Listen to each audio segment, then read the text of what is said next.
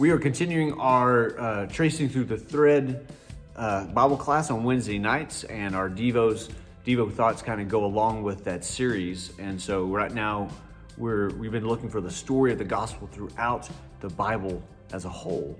And right now we're in the Gospels, we're talking about Jesus. And so our verse to us today comes from John chapter 9, verse 25.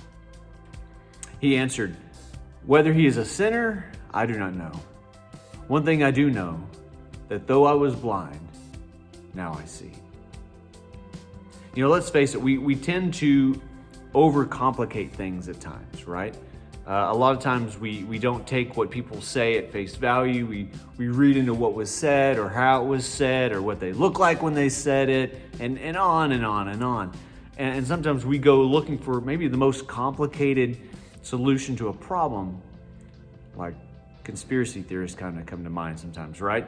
But we look for the most complicated solution to a problem when the simple, straightforward answer is sometimes right in front of us. That's kind of the situation here with this story.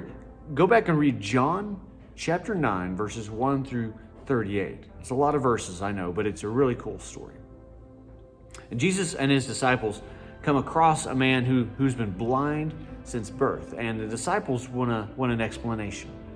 They want to know, surely there was someone to blame for this man being born blind. I mean, that doesn't just happen, right? There must have been his parents sinned, or he sinned, or something like that.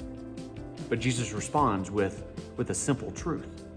And he basically tells them that God is in control, and sometimes people go through hardships so that God can display his power. That in and of itself is a very tough